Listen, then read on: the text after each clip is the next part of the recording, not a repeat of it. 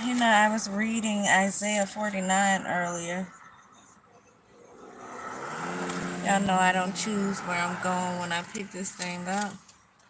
I always just open it up. But this morning in particular, I just asked God to guide me to whatever it is He wanted me to see. I opened it up and I was led to Isaiah 49. It says, "Listen to me, you islands, and pay attention, you faraway nations. Jehovah has called me before I was born. From the time I was in my mother's womb, He has made mention of my name. He made my mouth like a sharp sword. He has hidden me in the shadow of His hand. He made me a polished arrow. He concealed me in His quiver. He said to me, 'You are my servant, O Israel, through whom I show my splendor.'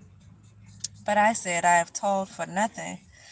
I used up my strength for an unreality in vain, but surely my judgment is with God, and my wages with my God. And now God, the one who formed me from the womb as His servant, He said for me to bring Jacob back to Him. It says, so that Israel may be gathered to Him. I will be glorified in the eyes of God, and my God will have become my strength. And He said, it's not enough that you are my servant to raise up the tribes of Jacob and to bring back those who were preserved of Israel. I have also given you a light. I have given you as a light to the nations." So this is someone who's supposed to be a light to the nations.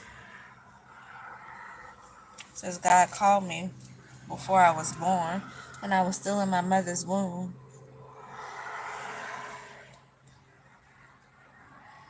He gave me the mouth that I have. He gave me the power to speak things.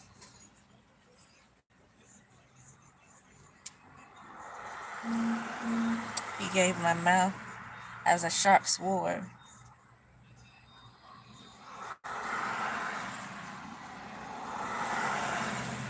which is exactly like they say God's mouth is. His tongue is like that of a sword.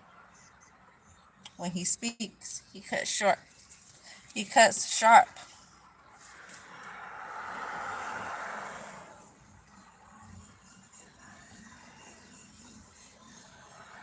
So whoever this person is, someone that's already been called, someone was called up, someone was chosen before they even existed, if that makes sense to y'all. They had a specific job to do. They were assigned whatever they were assigned before they even came here on earth, before their parents even thought of them, and while they were still in the womb. They already had an assignment. And because of that assignment, He equipped them with everything they needed in order to accomplish that assignment. And so all the things that y'all have going on out here, everything that y'all trying to do in order to stop a person from being successful in that specific assignment that was chose for them, it's not going to work. I just thought I'd say that. It's not going to work. I think I said that before, but I'll say it again. It's not going to work. It's like you're coming up against God Himself. You're coming up against His assignment.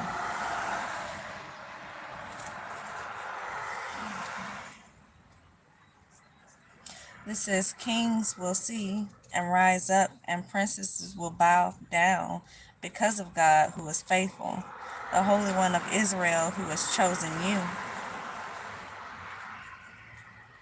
This is what Jehovah says. In a time of favor I answered you, and in a day of salvation I helped you.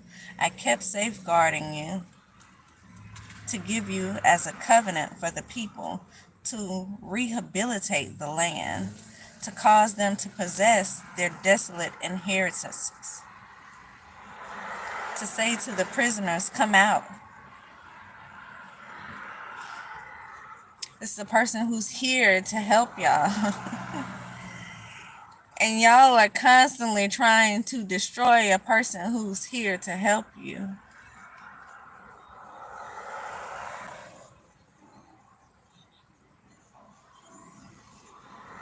You should be ashamed of yourselves.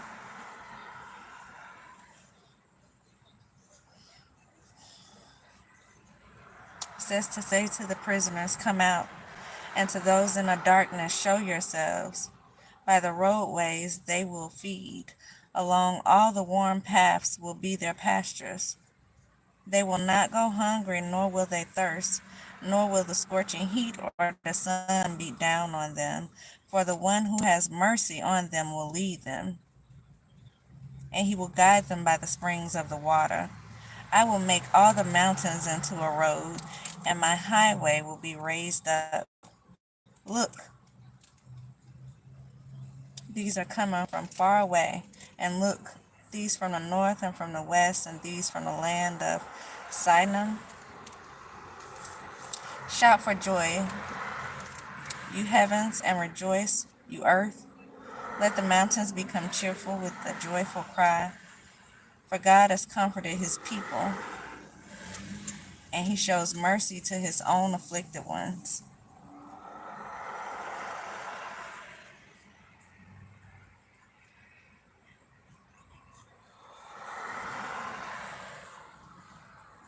It goes on to say, but Zion kept saying, Jehovah has abandoned me, and Jehovah has forgotten me.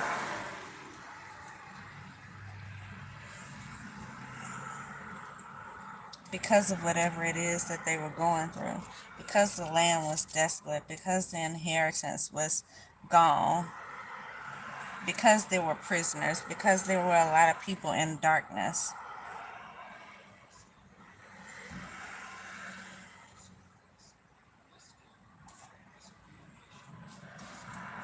Zion kept saying, Jehovah has abandoned me and Jehovah has forgotten me.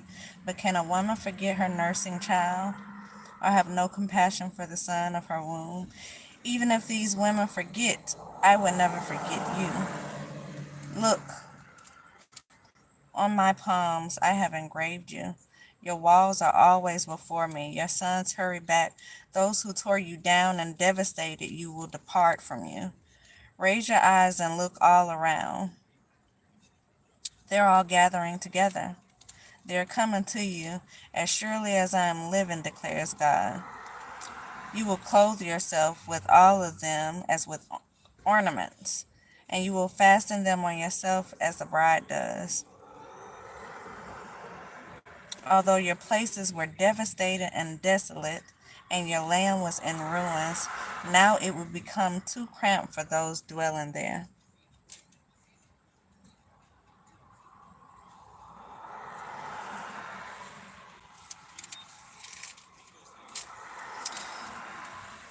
God is a God of miracles. And so, whatever it may look like now, know that it won't be that way forever.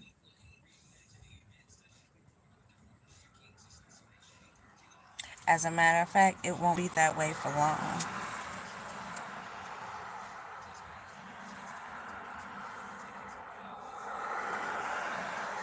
You were sent someone that was here on an assignment to help you. And people keep going out of their way to try to destroy whatever it is that's here to help, to destroy whoever it is that is here to help.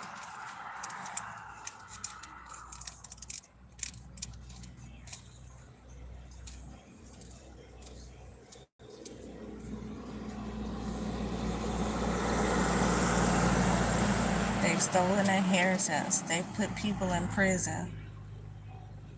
There is a lot of people in darkness, just as it says.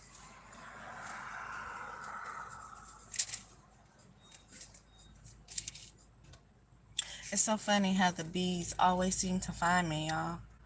It doesn't matter where I'm parking at, just as sure as my window is down. There's a bee that finds its way inside of my car, no matter where I'm at.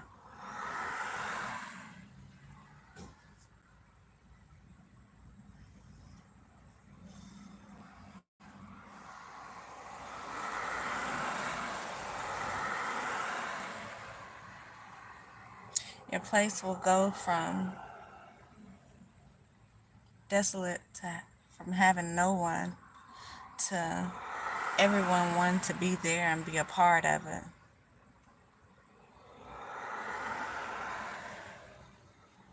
Meaning you can go from having no friends and no family and nobody to depend on to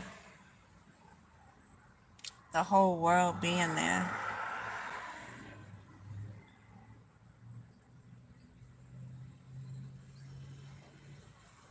as your footstool to help lift you up. You can go from having no inheritance or your inheritance stolen to getting every single thing that was stolen from you plus more.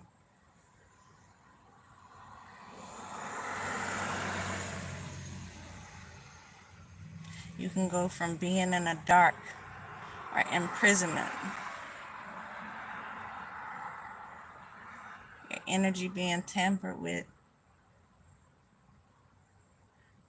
to back into the light and free.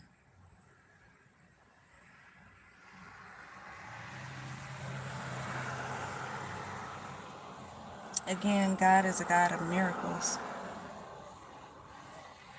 And when they say all you have to have is it's just faith as small as a mustard seed.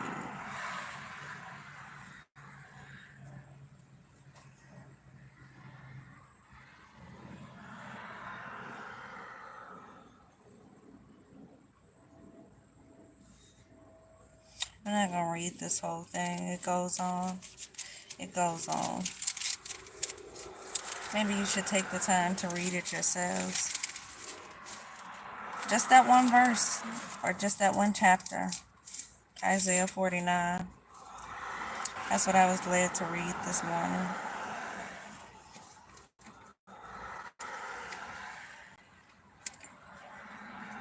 Or that was one of the things I was led to read this morning. There was another chapter, and the chapter is very short. The whole entire chapter.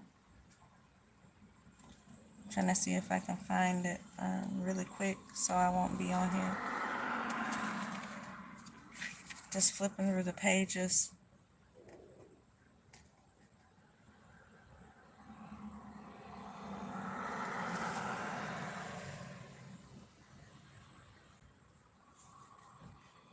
Nahum.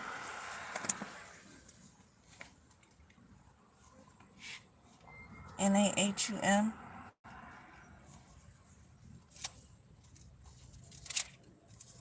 It's a really short chapter. This is actually the first one. The first one that I was reading this morning.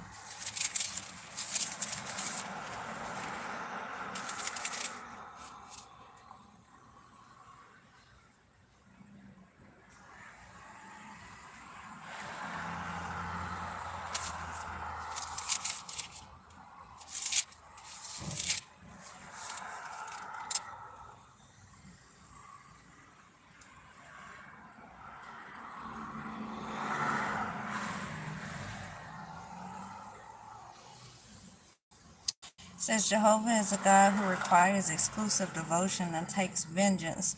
Jehovah takes vengeance and is ready to express his wrath. Jehovah takes vengeance against his foes, and he stores up wrath for his enemies. Jehovah is slow to anger and great in power, but by no means will Jehovah hold back due punishment. His path is in destructive wind and storm, and the clouds are the dust of his feet. He rebukes the sea, and he dries it up, and he makes all the rivers run dry. Bashan and Carmel wither, and the blossoms of Lebanon wither. Mountains quake because of him, and the hills melt. The earth will be in upheaval because of his face, along with the land and all those dwelling in it. Who can stand before his indignation? And who can withstand the heat of his anger? His wrath will be poured out like fire, and the rocks will be shattered because of him. Jehovah is good, a stronghold in a day of distress. He's mindful of those seeking refuge in him. With a sweeping flood, he will make a complete extermination of her place, and darkness will pursue his enemies. What will you plot against Jehovah? He's causing a complete extermination. Distress will not arise a second time.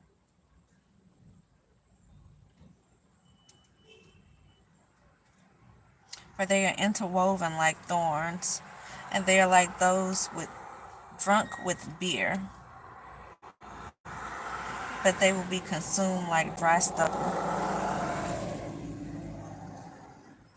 From you will become one who plots evil against Jehovah, giving worthless advice. This is what Jehovah says. Though they were at full strength and numerous, even so they will be cut down and will pass away. I have afflicted you, but I will afflict you no more. And now I will break his yoke bar from off of you, and I will tear your bonds into two. Jehovah has commanded concerning you. Your name will not be perpetuated further. I will do away with the carved images and metal statues from the house of your gods. I will make a grave for you, because you are contemptible. Look onto the mountains are the feet of the one bringing good news, the one proclaiming peace. Celebrate your festivals. Pay your vows, for the worthless one will never pass through again.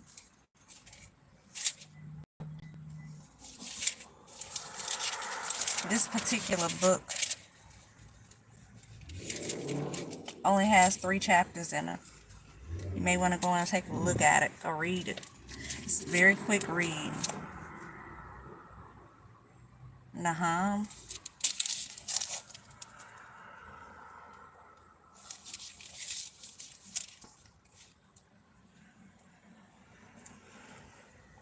Whatever suffering that we have endured is about to stop. When I said there's an appointed time and day, the Bible says there is an appointed time and day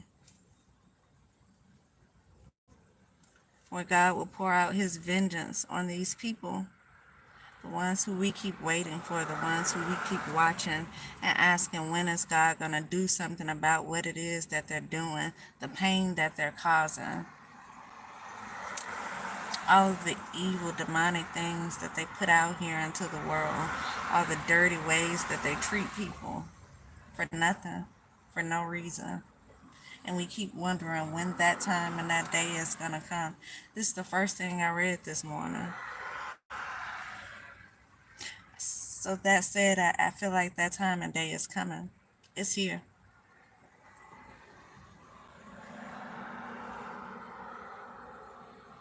And so people are scrambling because they don't know what to do. They know what's coming next for them. They know they're not going to be able to withstand the power of God.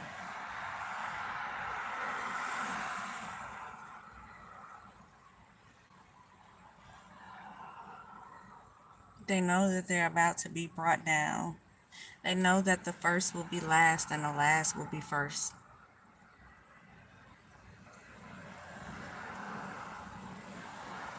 I always say vengeance is the Lord's, and now vengeance is here.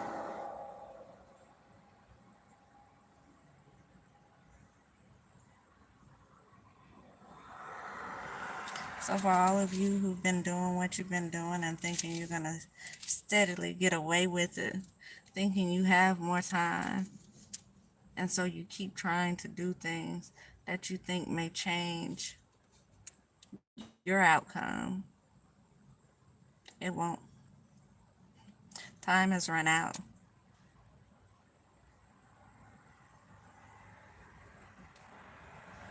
It says there comes a time when all the holy ones will get it back, everything that was taken from them.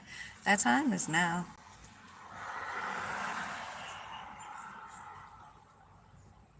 And all the suffering that y'all have put out there, you're about to endure yourself.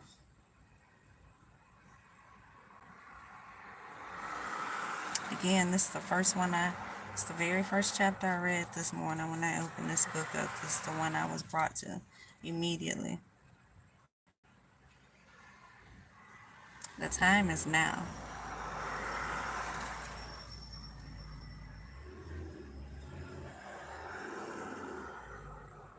And so I would suggest that you ask for forgiveness.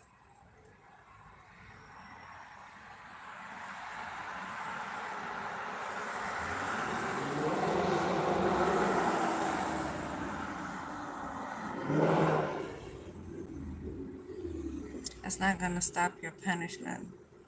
It's not going to stop your karma.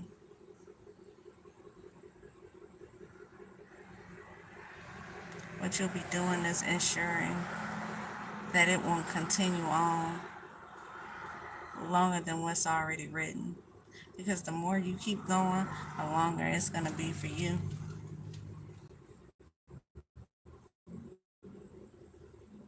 The more you keep going, the greater your punishment will be.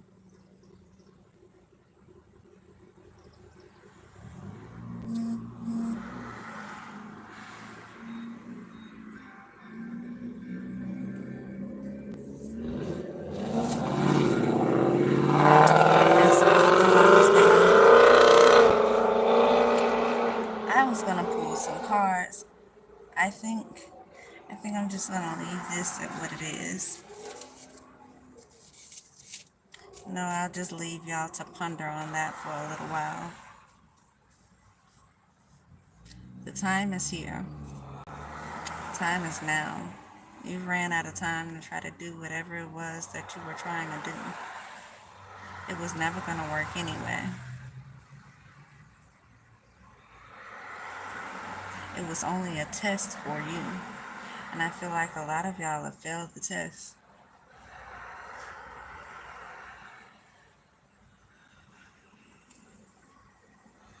A lot of y'all failed miserably. And so there's a price to pay.